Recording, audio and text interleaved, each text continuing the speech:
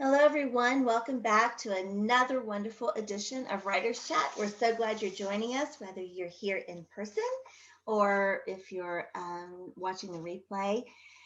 I'm Johnny Alexander. I'm here with Brandy Bro and Melissa Stroh, and with our special guest, who Melissa's going to introduce in a minute. We're going to be talking about 5 ways to live me-free in this measure up influencer world, which I just think is a terrific topic. I can't wait to see what Shannon has to share with us. So I'm going to turn it over to Melissa to introduce our special guest.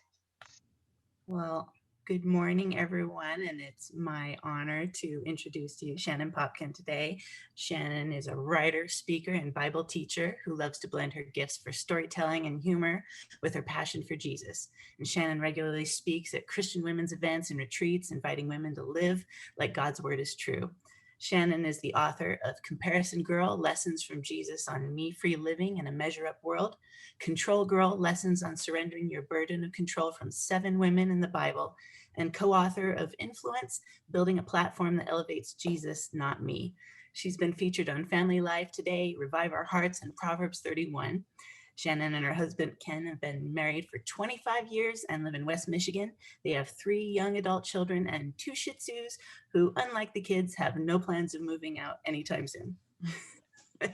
I have had the privilege of getting to talk with Shannon one-on-one a little while back, and she is such an encourager. So I think you're really going to enjoy hearing from her today. So welcome, Shannon. Oh, thank you so much. It's a joy to be with you all today.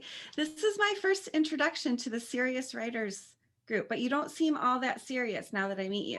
I mean, not only serious, I should say, right? We're friendly. So you're friendly. I love it. So, and I just want to encourage you to feel free to jump in if someone has a question. I'm totally comfortable with that. So I want you to feel welcome just to, jump in and ask a question or whatever you need as we go. So, you mentioned the various books that I've written, and I'm going to kind of use some material from my Influence book and also my Comparison Girl book. So Influence is written for writers and speakers who are building a platform and feel a little bit weird about that.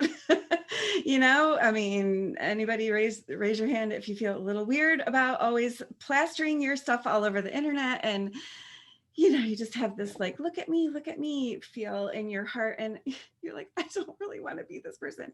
Or sometimes we get like super comfortable with platform building and we forget how, that may be perceived, and we need to do a heart check. We get a little too comfortable with the look at me kind of attitude.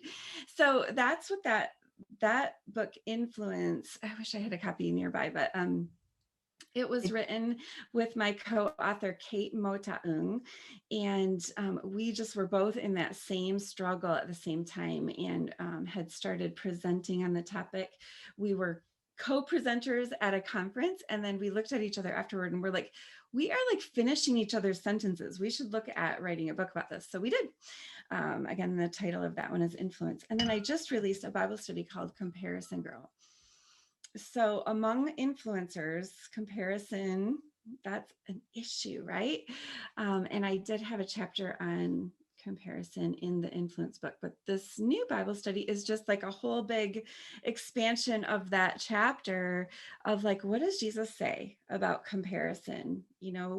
What would he have me to do as an influencer? I mean, I know the world that I live in, I know what's expected of me, even from my Christian publisher, but how should I approach this as a Jesus follower? So that's really the heart of that Comparison Girl book. So I want to just talk about our role as influencers in this world that we live in. So there's just never been a time where it's easier to get our message out in the world, right? Like $50 and you can be set up with a whole platform to release, all of your graphics, all of your images, everything to help you get your message out into the world and capture attention of your readers. But there's also never been a time where it's easier to slip into this trap of comparison. right? Comparing and measuring, and almost a sense of competition with each other, all those icky negative feelings that we have to work through. And so as a Christian influencer, I want you to have a way to approach all of this, that in a way that will like guard you against the world that we live in, like put a shield around you, you know. I want for you to have a plan, because if you don't have a plan, you will just get swept up in the world's way of thinking about all of this. So I want to give you 5 ways to guard against these measure up fears. So oftentimes it's fear, right? And then also the get ahead pride that we feel. Like we either feel like this fear that I don't measure up, or this pride and selfish ambition that I want to measure up. And when we fall into this trap, it ultimately will distract us from what God has for us. It will deplete our energy, and it distances us from each other. So none of those are good. And so we really want to guard against all of, it's just a whole world system. So maybe it's helpful for me to just kind of start by mentioning there's 2 kingdoms. Like there are 2 kingdoms at play. And I don't know if you think much about the spiritual battle going on around us, but it is real.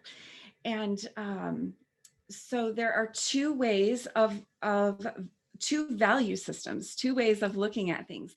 And I like to use a little measuring cup to kind of give you the differences between the 2 worldviews or the 2 value systems. So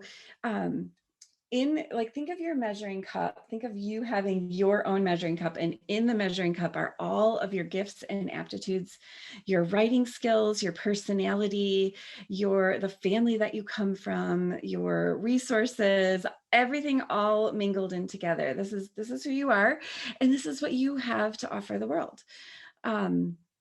And so what the world says that you should do is to focus on the lines.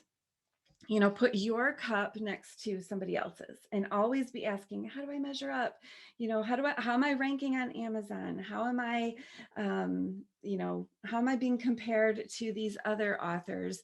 And so you want to, like in the world, you want to fill your cup with as much as you possibly can, as much success, as much, just proving that you have more and that you are more in your cup.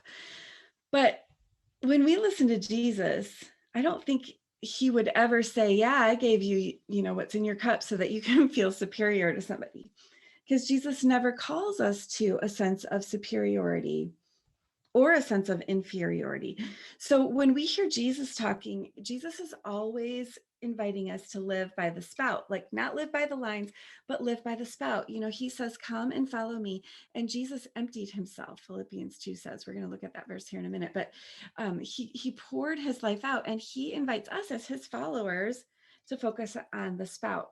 And the beautiful thing with this little metaphor is when we are tipping our measuring cup and pouring ourselves out, the lines don't matter anymore. They're kind of irrelevant. So as we approach our audience and our fellow authors with this live by the spout kind of attitude, we can't be doing both. We can't be both measuring. You know, when we're measuring, our cup has to be flat. It can't be tipped, right? And when we're pouring, our cup can't be flat. It has to be tipped. And so we can't be doing both at the same time. So really the main thing I want you to walk away with is, if I want to live this me-free life that Jesus calls me to, I need to focus my attention with my writing on emptying myself and pouring out what God has first given to me. And that will free me from all of this, measure up world that we live in. So, with this session, I just want you to sense that there's a fork in the road. You can't go both directions at once. You can either try to fill yourself with as much status and success as possible, or you can try to empty yourself. You can't be doing both at the same time. And so, which direction are you going to go? And so here are, if you are someone who wants to pursue Jesus's way, Jesus's mindset, here are 5 ways to guard yourself from slipping back into that measure up way of doing things. Because I think probably all of us, when we set out as writers, we didn't set out probably, I mean, maybe there was little twinges of like, oh, I would love to be an author. I would love to have my name in a book. Like, that would be so cool.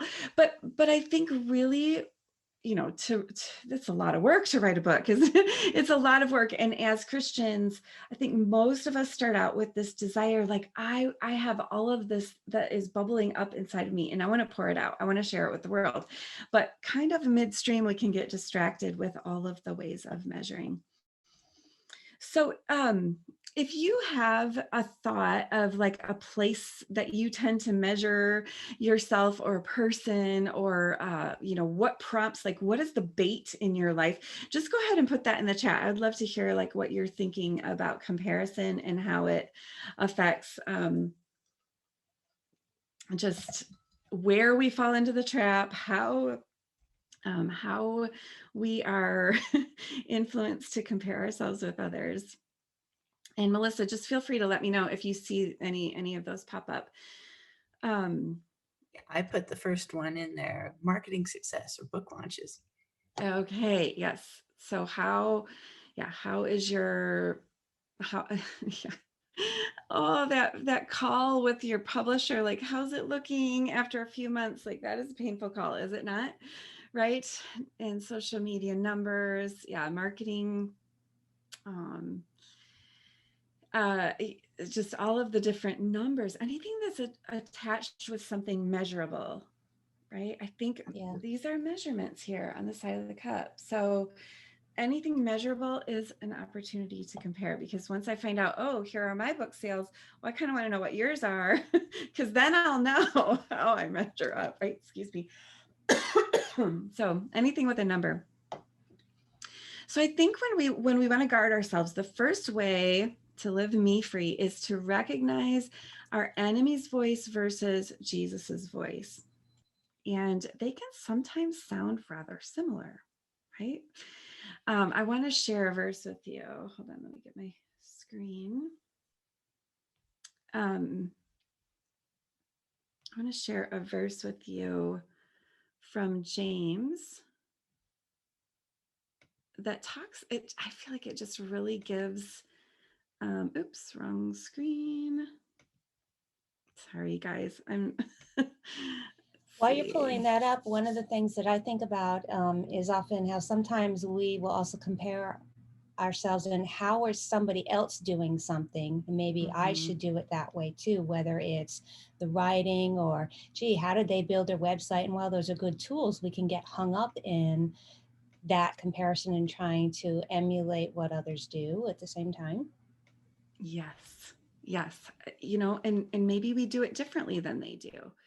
And that's okay, right? We don't have to be the same. So sorry, I'm going to share just part of the screen. I have these slides in Canva. Does anybody else use Canva?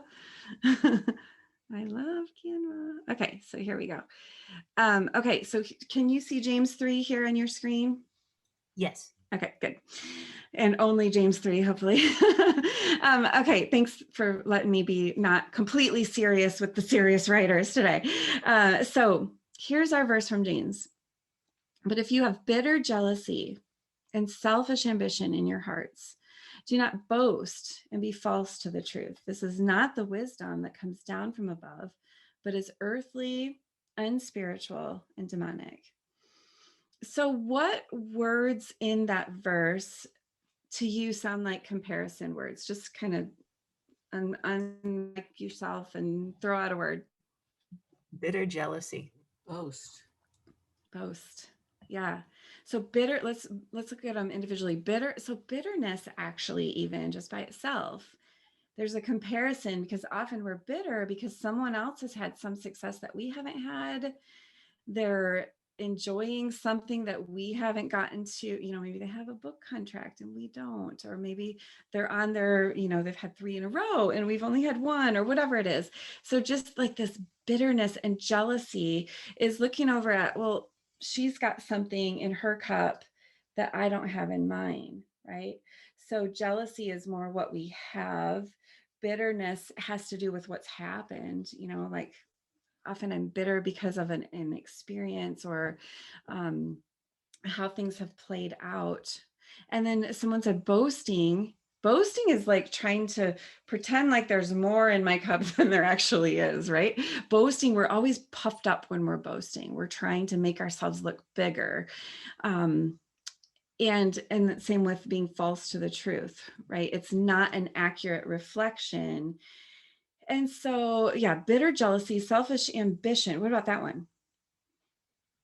You agree? Yeah, selfish ambition is when we are trying to prove that we have more in our cup than someone else. Like we want to get ahead. It's that get ahead pride. Like, oh, I want to get ahead of her. It's selfish. It's this ambition that's not devoted on, I want to lift Jesus high. It's selfish in that I want to prove that I have something in my measuring cup. And so look at what the verse says though. When we have these things in our hearts, this is not the wisdom that comes down from above. So wisdom always is trying to give us advice. Wisdom is always saying like, you should do this, right? Any sort of wisdom says that you should go this way. This would be the wise thing to do. Proverbs says wisdom is like out in the middle of the road, waving her hands at us saying, go this way, go this way. And so this verse kind of denotes the idea that there is a wisdom that is not godly.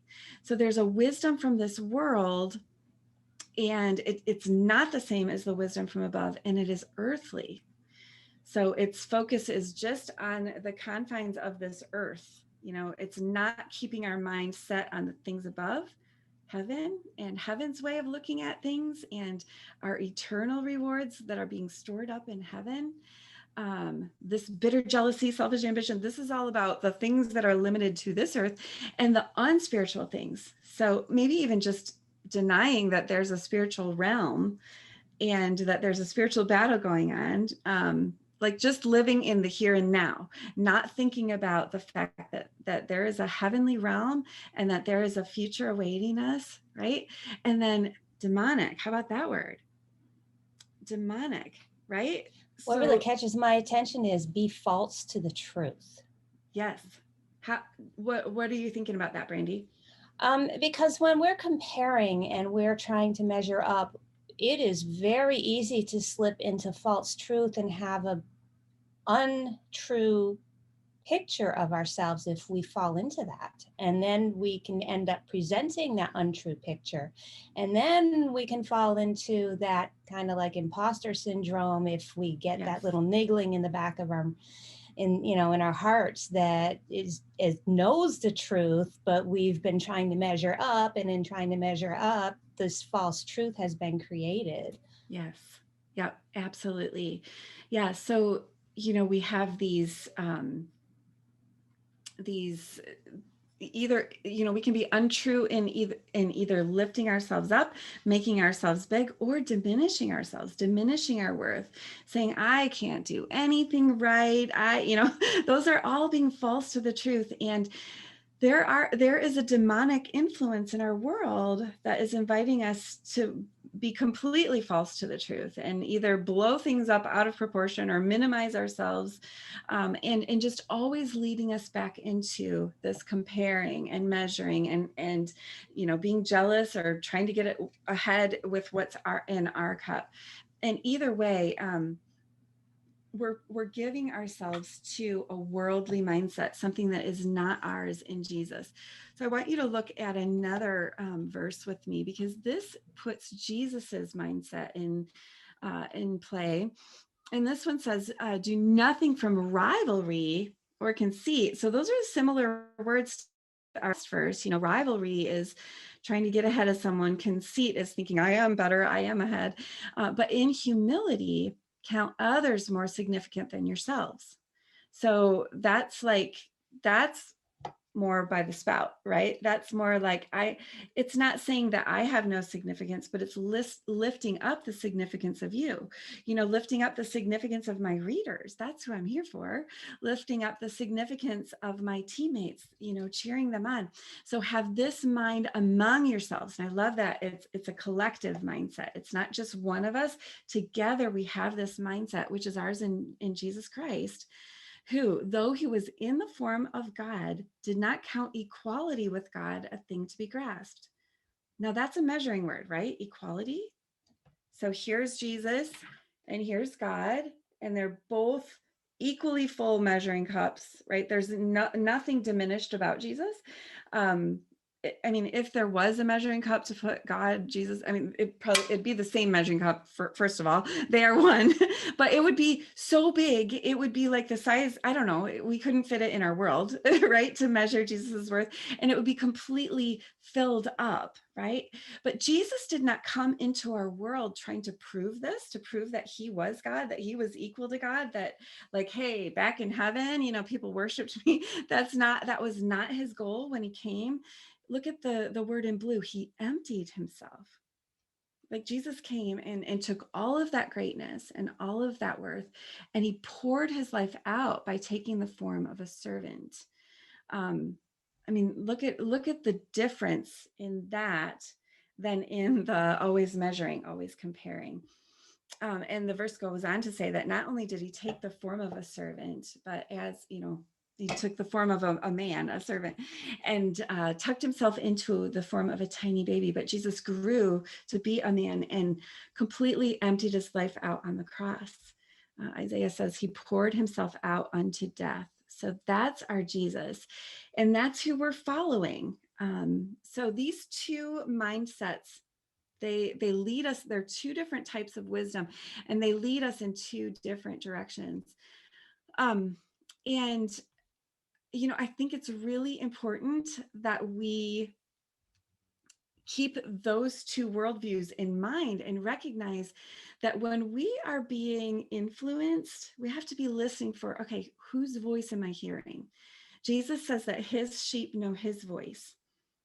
So his sheep are listening carefully to the differences between the good shepherd and the enemy.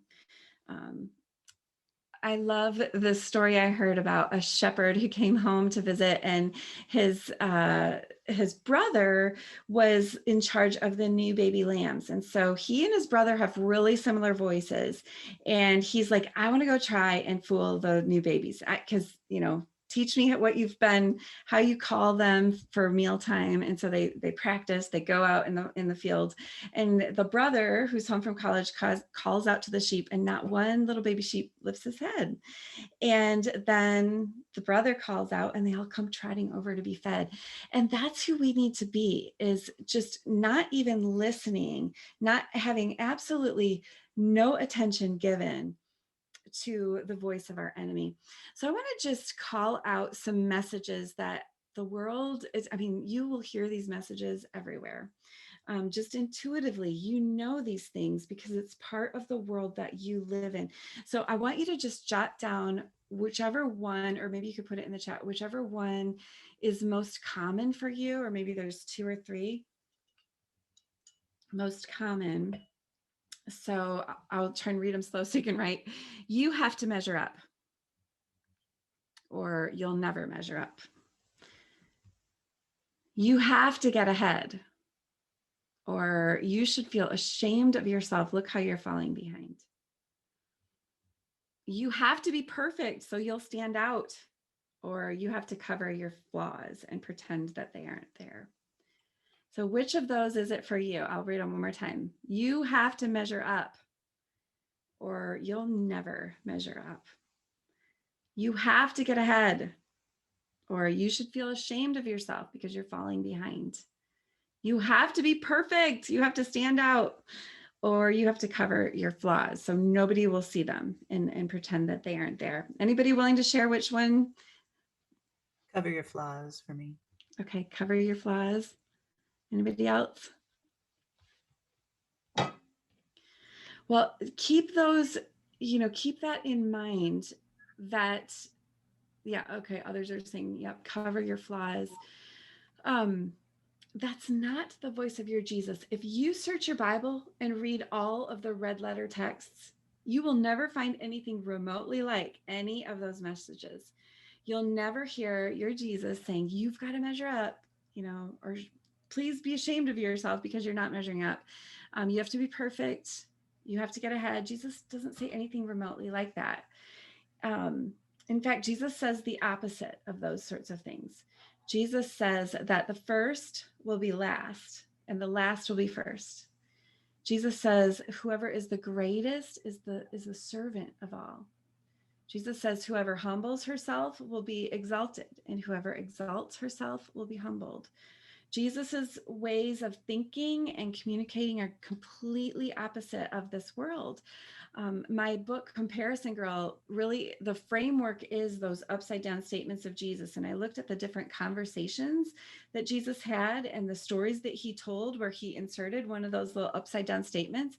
And it's really interesting. Most of the time, somebody's comparing themselves when Jesus uses those statements. So they're either comparing their wealth, they're comparing who they are on the outside, their external packaging, the Pharisees with their tassels and their, sitting at the special tables, or they're comparing their status. The disciples are elbowing past each other, trying to get their names on the thrones to Jesus's right and to his left. And so consistently, people are coming to Jesus with the mindset of the world. The world says you have to measure up, you have to get ahead. And Jesus is responding, okay, let's talk about the kingdom, because in the kingdom, it's completely different.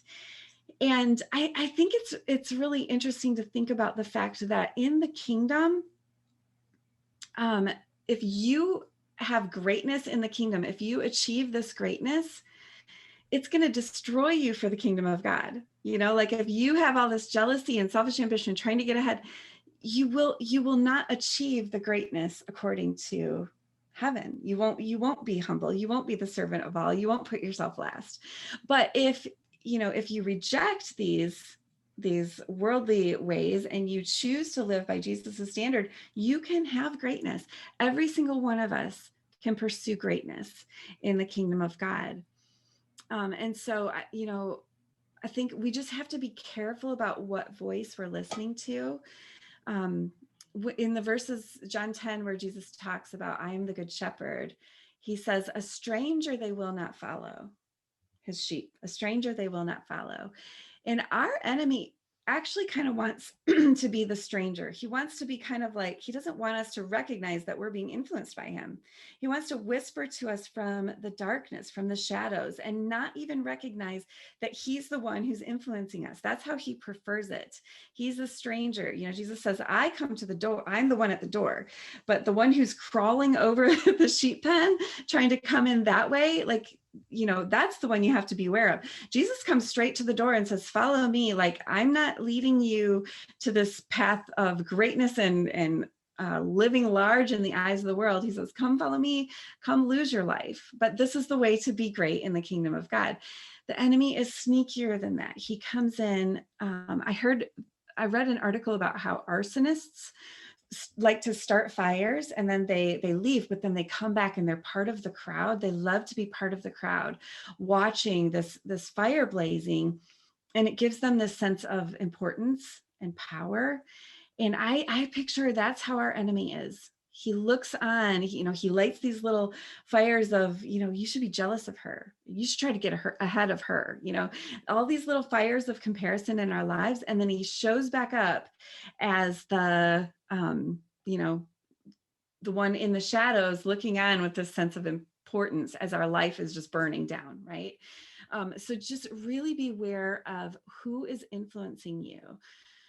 1 Corinthians 15:58 says, therefore, dear brothers and sisters, stand firm. Let nothing move you. So don't let this enemy move you in the wrong direction. Stand firm and always give yourselves fully to the work of the Lord, because you know that your labor in the Lord is not in vain. Sometimes it feels like it's in vain when the numbers are not growing, but God's ways are different. The fruit of the kingdom is far different than the fruit of this world. The fruit of this world looks big and looks exciting. The fruit of the kingdom, it grows in these small incremental ways. It's like a seed that drops into the ground and produces fruit that is slow growing. So I don't want you to have false discouragement when you look at the fruit. Let nothing move you. That's the point that I wanted to make in 1 Corinthians 15:58. Okay, so I spent a lot of time on this first one, but I think it's the most important. Who are we listening to? How are we being influenced? Because how you're going to be influenced, that's the step number one of guarding yourself against this measure up mindset of the world. So number two, be the smallest person in the room. Comforted with the wisdom of heaven, be the small person in the room. Be humble. In other words, be humble. We often talk about being humbled, like it's happening to us, but when we choose humility, that's a different mindset to have. It's a littling of self, not a belittling of self. It's not denying that I have gifts or aptitudes in my measuring cup. It's not saying that I'm not a gifted writer or that I haven't had the joy of serving in these various ways. No, but it's a littling of self. It's seeing myself as small. There was a time when the disciples were arguing about who's the greatest. And in our world, you might have sat in a circle with other authors or influencers and heard them, just kind of doing the humble brag thing and dropping names or dropping in little details that kind of lift themselves up. That's kind of what the disciples were doing. They're arguing. Maybe they were a little more overt about it than we are, but they really were arguing about who's the greatest, who's lifted up in the eyes of others. And Jesus asked them when they got to this house, what were you talking about back on the road? And, they fell quiet because they knew this isn't Jesus's way. And Jesus says, oh, you want to be great? And he used an object lesson. He picked up a baby. He called the baby to himself. He picks up the baby and he says, be like this little person. So Jesus scans the room, picks the smallest person and says, be like this one, be a little person, be the smallest person in the room.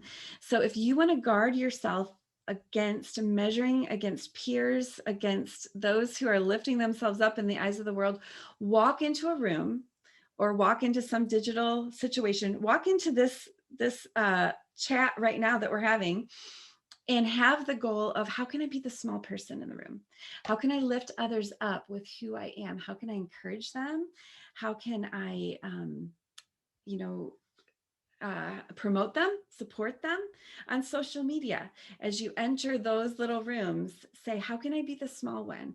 Rather than always checking my stats and checking my score, it's a littling of self. Like, I don't, that's not what I'm here to do, is lift myself up and make myself great. I'm here to be the small one and encourage others. Again, it's not a belittling of self. It's not a denying that I have gifts and talents. Jesus didn't do that. Jesus never denied that he was his equality to God, but he didn't grasp it. He didn't consider it a thing to be held onto. That I can't both grasp for my status and empty my hands in humility. So when you enter the room, don't be grasping like I need them all to know how important I am, but instead little yourself like Jesus. Think of how Jesus littled himself. He didn't belittle himself, but he made himself so small. First, he tucked himself into an embryo, right? And then he lived his life as a servant, first as a poor carpenter's son.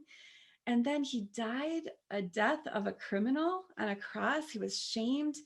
He was naked, his hands nailed into a cross. I mean, Jesus completely emptied himself and made himself so small on the face of our earth.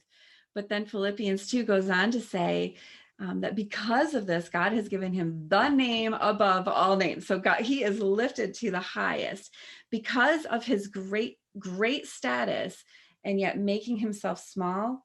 That's what greatness looks like in the kingdom of God. So he has, he had the greatest value. He made himself so small. And because of the disparity between the two, he is lifted high in the eyes of heaven.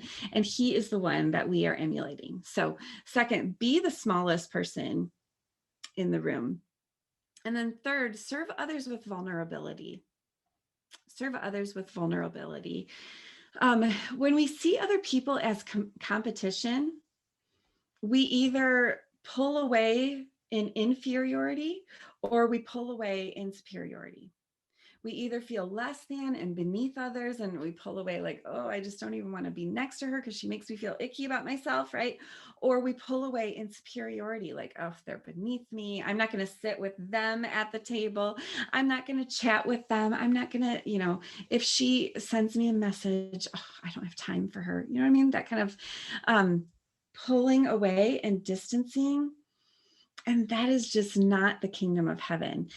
So pride is what causes us to pull away from each other, either greater than pride, like you're so beneath me, or even this feeling worthless. It's actually it's like a wounded pride.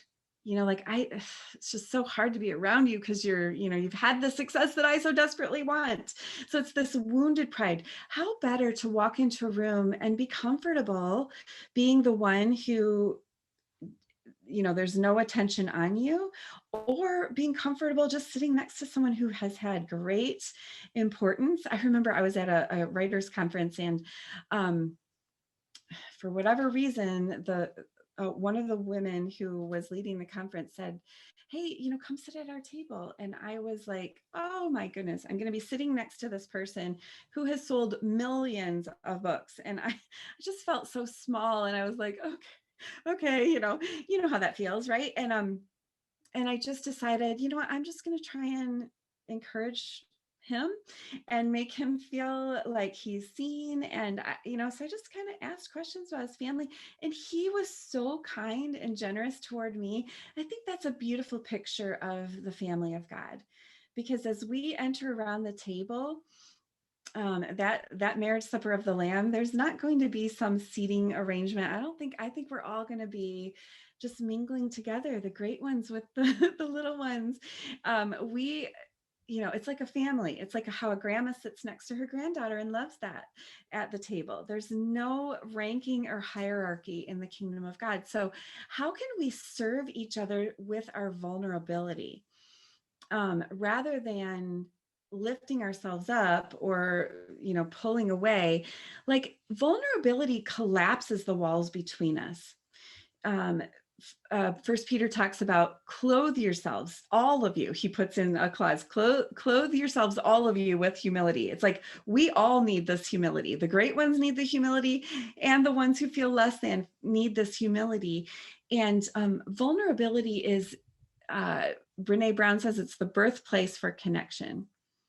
When we are vulnerable, and if we are someone who has some sort of status or superiority, just say, I'm just struggling here right along with the rest of you. I have the same temptations and the same, and just putting ourselves out there and being vulnerable about our struggles. Or as the smaller person saying like, oh, I struggle with this or that. Many of you said that the voice of the enemy that you most clearly hear is, hide your imperfections. Vulnerability is the opposite of that. It's letting your flaws be seen.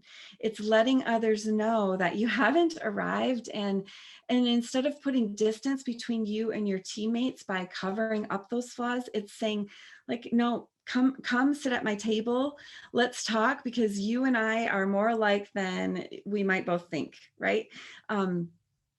I went out for lunch with some other influencers in my area, and we just kind of went around the table, and each were sharing just what's going on in their lives, like what new projects we're working on. And everybody shared like these glowing updates. And I was just like, okay, I could do that today, but I want to just, I want to connect with the real you. So I'm going to share the real me. So I shared with them that I had gotten some negative feedback on some of my writing. And it just put me under. I had been crying.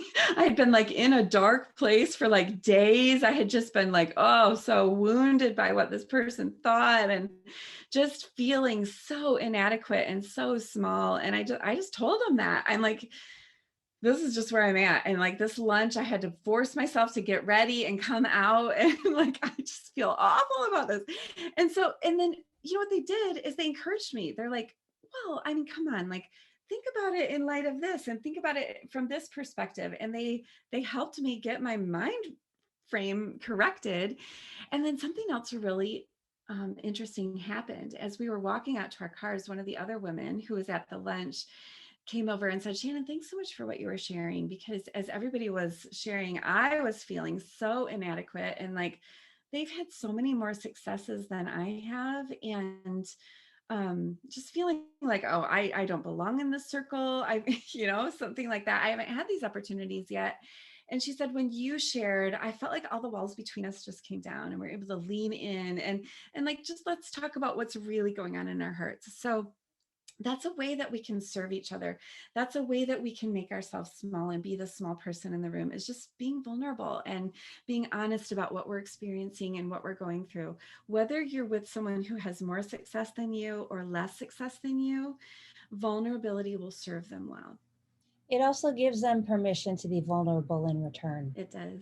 Yeah. Yep. Yeah, when we all are acting like, oh, look at all my glowing highlights, everybody at the table just kind of leans back, right?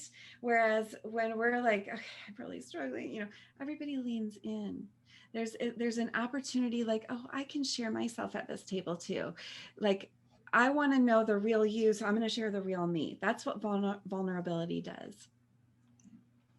Okay, so number 4, be you, not her. Be you, not her. There are some verses that I'll read for you in 1 Corinthians 12, 4-7 say, now there are varieties of gifts, but the same Spirit. And there are varieties of service, but the same Lord. And there are varieties of activities, but it is the same God who empowers them all in everyone. So do you hear the variety, same, right?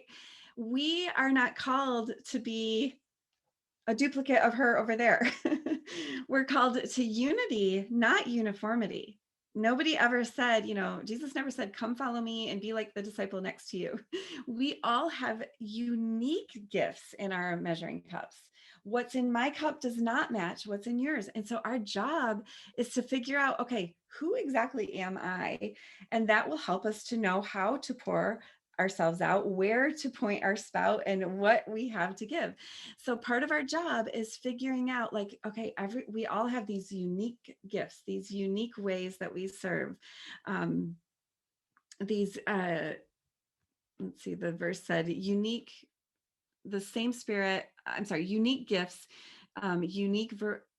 unique ways to serve, and unique activities. That's the word I was looking for. So, maybe you're not even writing at this point and you feel bad about that. Well, that's okay. We're not all called to write at all times or write in the same way. Maybe your pace is different. I love the parable of the talents, because I think Jesus kind of calls out the discrepancies in his disciples. You picture the disciples leaning in and listening to this parable of the talents, and they're trying to find themselves in the story. I used to tell stories to my little boy, Cade, when he was little. I would tell these Sammy stories, and always Sammy had just done something naughty that strangely resembled the naughty thing that Cade had just done. So I'm inviting my son to hear a story and find himself in the story. Like, yeah, Sammy stole something at the store. He stole a piece of candy, and oh yeah, Cade had a piece of candy in his pocket too.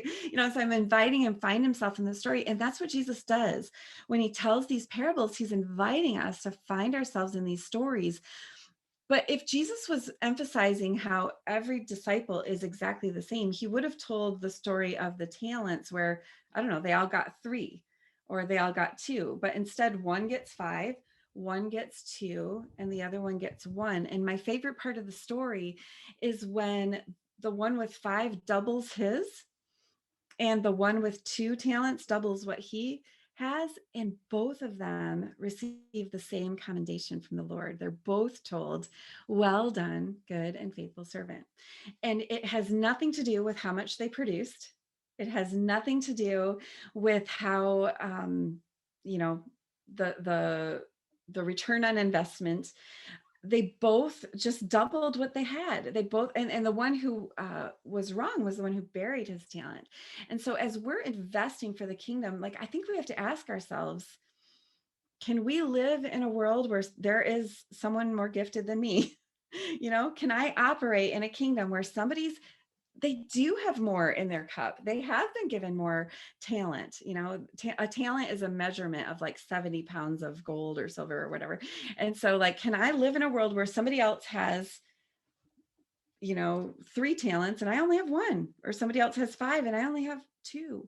Like, I need to be able to be okay with that. In the story, it says that the master gave to each according to his capacity. So my God knows my capacity. It's like my carrying power. I don't know if I could carry more than 70 pounds. But somebody else might be able to. I don't know. We all have different capacity levels, and our master has given us our talents in coordination with our capacity. And so just knowing ourselves, what are my gifts? What can I handle? Can I handle doing these 3 things in 1 year? 3 book projects or 3 assignments? Maybe I'm somebody who can only handle 1. Maybe I've got some autoimmune issues going on, or maybe I have grandchildren that I'm taking care of, or I'm in school or something. The Lord knows our capacity, and he isn't asking us to do more than we're capable of. And so I think, like, be me, not her. Know that she might have more capacity. She might have more talent. She might have a bigger assignment than I do, but my job is just to figure out who I am, right? What my capacity level is and what my talents are. I hosted a writers gathering at my house a couple summers ago, and there were like 30 of us. It was amazing how many people wanted to come. It was really exciting. My friend, it was right after my co-author Kate and I had shared our influence book, and we just wanted, to gather them. I think we were giving them free copies. I can't remember, but my friend Christy came. And Christy is on the front end of writing. Like, she has a little blog, but she's never really written much. And she and I had been talking about, like, okay, we get together every once in a while and talk about writing. And she's like, okay, so what should I do next? And here's my idea for a book. And she's been working on a book project. And we got together, I think about just a few weeks after that gathering in my house. And, oh, by the way, as we're all going around the circle, there were 30 of us. So we just had a couple minutes each to share. And we just shared, like, here's the project I'm working on. Here's, what I'm doing right now. And after that day, Christy said, I don't think I'm really made for writing. I don't think I want to write this book. And I'm like, what? Like, we've been talking about this for a year. Like, what's going on? And she's like, I don't know. I just decided it's not really my thing. And I'm like, okay, Christy, out with it. What's going on here? When did you start feeling this way? And she said, I think it was kind of at that thing at your house. And I looked at all these 30 women in this room, and so many of them are published authors. And I'm thinking, like, why does the world need another book? And there's so much more accomplished in me. And I said to her, okay, Christy, so what you're telling me is you got in a room with other people who are serving in the same way that you'd like to, and suddenly you decide, maybe God hasn't called you to this anymore. And she's like, oh, okay. Like, maybe I need to rethink that. And really, that's what comparison does. It just diminishes our sense of self and value, and what, it kind of like diminishes the way that we see our gifts in our measuring cup. And God doesn't see them as diminished. Whether he gave us 1 talent or he gave us 5, he still expects us to invest this for the sake of the kingdom. And so Christy, maybe she's not a 5-talent servant. I think she maybe is, but maybe not. And that's okay, because her capacity may be different. But what we're designed to do is figure out who am I? And in a room like that, or in a group like this writers group, our job is to listen to each other and notice the differences. And, oh, she's really drawn to that. That's unlike me. So every time I talk to you, I figure out a little bit more of who I am and how I'm different. And it's helpful to know, oh, I see, she has this passion for the underprivileged, or she has this passion to write fiction in a way that brings beauty out of chaos. She has this, and that's different. I've never really thought about it that way. How am I different? And what unique talents have I been given? And how is God calling me to serve? And then number 5, cheer for your teammates. Cheer for your teammates. This also is a way to live me free in a measure up world, because the world tells us to just cheer for ourselves and to focus on ourselves. And it always is about ourselves, whether we're comparing and feeling less than or greater than, really we might be looking sideways at somebody else, but our eyes are back on ourselves whenever we're comparing. And so cheering for our teammates really gets our eyes off of ourselves and onto other people. Remember those verses that I read in 1 Corinthians about there's a variety of services, a variety of gifts, a variety of activities, but the same Lord. We have this unity in the church, this unity in the world. I'm sorry, in the church among believers. We have this unity, like, wow, you bring something unique, you bring something special. And so not only are we pouring, but we're also receiving. There's a humility to saying, like, wow, this is amazing. I received that and I lift that up. Like, that really encourages me, what you have written, what you bring to the table. I like to think of the gifts that we all bring, like a smorgasbord of food. Like, we all bring something different. And which do you want to go to? A food that's filled with, all the same, or a table that's covered with all the same food, or one where we're all bringing a little different recipe, something new to share. When my kids were little, on Super Bowl Sunday, my husband would take them to the store and they could each pick out 2 snacks. And so they never wanted to pick out the same snacks, because they, like, I'll get the Oreos, you get the licorice, because they all wanted to get different things, because we wanted to have a junk food smorgasbord, we called it. So, and we don't really want to be the same. We want to be different from each other, because we want to bring something unique and special to the table. And God has given us something unique and special. But then when I look over at what my teammate has brought, I want to cheer for that. I want to say, wow, look at what God has given you. This is amazing. I love that what you bring is different than what I bring. And I think there's a special assignment for those who have more in their measuring cup. 1 Corinthians 12:22 says, the parts of the body that seem to be weaker or indispensable, this is in the eyes of the world, those who seem less than, on those parts of the body that we think of less honorable, we bestow the greater honor, that there may be no division in the body. So if you are around a writer who feels like just a little writer, a little baby writer, and maybe you're a more, a grown-up writer, like, you have a special assignment. Your job is to lift her up, encourage her, and cheer for her, cheer her on. And not just in writing, but in all the different ways that we serve. So in summary, here are my 5 ways to live me free in a measure up world. So first of all, recognize the voice of the enemy versus the voice of Jesus. And our enemy will always lead us into this jealousy and selfish ambition. And Jesus will always invite us to pour ourselves out. Our enemy wants us to live by the lines. Jesus wants us to empty ourselves and pour ourselves out. And then second, be the smallest person in the room. Enter every room saying, how can I serve? How can I little myself? Not be little, but little myself. And then third, serve each other with vulnerability.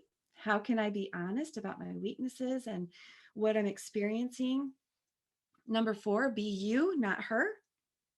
Figure out, how am I unique? What are the gifts in my cup? What is my aptitude? What's my capacity level? And then number 5, cheer for your teammates. So lift others up and recognize that they bring something unique and special as well. So I'm curious, which one meant the most to you, or which one do you want to hold on to after today? Oh, wow. They're all so good. I think, can I just choose all of them? Yeah.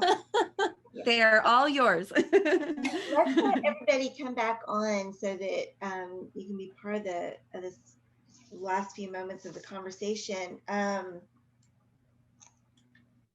I like the be you, not her. I think that's one of the easiest traps to kind of fall into, like when you do hear somebody else's good news and you want to be happy for them, and usually you are, and yet there might be this teeny little voice saying, oh, wow, why was that not me? So I think that's one of the easiest ones just to slip into when you don't even want to or mean to, but it just hits, But yeah, they're all great. So good. Yeah. Is it Johnny? Is that your name? Yes. Or is that? Okay. Sometimes somebody has a different name on their screen than is actually theirs. But, okay, that is you. Okay, good. So Johnny, one of the things that I have come to recognize is, I'm really suited for a platform in front of 100, 200, 300 people. That's very comfortable for me.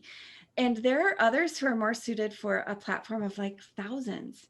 I don't know, they just have bigger personalities, bigger, and they're more suited. And that's just really been helpful for me. Like, that's her. That's not me. I'm not designed for that. I'm not built for that. And I'm comfortable with where God is having me serve. I love that. So yeah, just like recognizing I'm happy for her because she is designed for that, for serving in that way, in a way that I'm just not.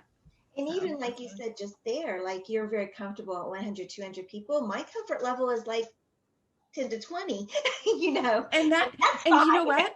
Yes. And you know what? There is a platform for the 10 to 20. There's a platform for the 50, the 100, the 1,000, the 10,000, the 20,000. I mean, and I love that. And we need somebody on every one of those platforms. Absolutely. Right. Absolutely. And so matching us to our platform is really, I mean, it's if we can just humble ourselves and be good with that, like just think how God can use us. Isn't that good? So anybody else? Yeah. Anyone else? Number one was great. What was that, Norma? Norma. I thought number one was really good, as well as I agree with Johnny, number 4, but also number 1, recognizing what voice is in your head is really important.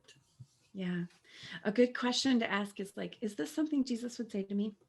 Mm-hmm. Does this match up with the last will be first? If you want to get, I don't know, Melissa, if we shared these, but if you sign up for my bonuses for the Comparison Girl, there are some prayer cards and different packs that you can print out with those upside down messages of Jesus, just to kind of remind yourself, like, is this something Jesus would say, or is this something my enemy would say? Yeah, I'm putting little links in. Oh, good. Okay, thank you. Yeah. Shannon, I appreciate number 1, and it is really hard sometimes. And I was in the chat, I was saying it's not just whose voice do I hear, but whose voice do I agree with? Yes. Because sometimes I hear both voices and I have a choice as to who I agree with. And one of the things I try to remind myself is when I get to heaven, I attended a writers conference this weekend, and the speaker was Rachel Houck, and she was fabulous, and she's had a lot of success in an arena where I would like to have success. But when I get to heaven, God's not going to ask me, so did you do as good as Rachel Houck? Yeah. He's going to ask me, what did you do with what I gave you? Were you faithful? And one of the things I typed in the chat, He is after my faithfulness, not my production value. And sometimes I feel like we all feel like we have to be producers. Mm-hmm. And that trap is very keen for me. Am I reaching my potential? And a lot of times I hear the voice of my father, my earthly father, who was always raising the bar because he wanted me to achieve as much as possible. But what happens when we raise the bar like that with our kids, pretty soon it gets out, they feel it's always out of reach. Yeah. And that developed in me this dysfunction that sometimes I still struggle with. And just being honestly, so thank you for this today. This was really wonderful. I'm so glad. Yeah, I love that you said, the goal is when we get to heaven, the goal is to hear, well done, not, better than her, right? And we all get to hear, well done. Like that's, if we pursue Jesus in the way that he's invited us to, every single one of us, no matter what we've produced, there is no bar, there is no, God is not like that father who's saying, well, just a little bit more, you have to measure up to her. There is no measurement. It's just, well done, good and faithful servant. It's not, well done, better than her. Well, there is There a won't measure, be. but it's always against Jesus. It's always with the word of the Lord, never against anybody in the world. Yeah. Well, and we've all fallen short of that. Absolutely. That That's why measurement. we needed Jesus. Mhm. Yes. Yes. Be perfect as God in heaven is perfect. And so, not the whole 10 commandments are pointing us to the fact that we have all fallen short and need Jesus. But I just love the fact that he entered not trying to prove, yep, so here I am, I'm the perfect one. I'm the one that you've all, none of you could, but he died in our place. He humbled himself and emptied himself because none of us could save ourselves. It's so good. This has just been terrific. Okay, who's talking? Okay, Rachel. Go ahead, sweetie. Just always reminding myself that success is obedience to God. There is a bar, that is it. And of course, fall short sometimes, but that's why we need God, because we fall short. Yes. So, yeah. My writing scripture, my original writing scripture, my primary one is actually, his strength is made perfect in my weakness. So it's just, I guess, becoming comfortable but not complacent with that. Yeah. That it's okay, I'm falling short, way short, but Jesus is a difference maker, and it's just something I have to. Yeah. I love that verse, Rachel, that and going into these situations with that in mind is so helpful for me. So again, Shannon, just thank you for everything that you shared with us. I'm going to put Sophia on the spot to tell us about next week, what we have coming up. Hi, next week we're going to be talking about flash fiction, and it's going to be presented by one of the heads, we call them Cerebus, of Havoc magazine, which publishes free online flash fiction. And it's a wonderful group. So I love flash fiction, and it's helped me a lot. So, and it's speculative. So it's about the weird stuff. So that should be really a lot of fun. Shannon, again, thank you. If you're watching a replay, thank you for doing that. Thank you to all of you who are here live. Remember, we're here every Tuesday morning, just about 11 o'clock Eastern, 10 o'clock Central. And we'd love to have you join our Facebook group. Check us out on our Facebook page. Just look for Writers Chat. Stay around for the after party. Otherwise, bye-bye, everybody.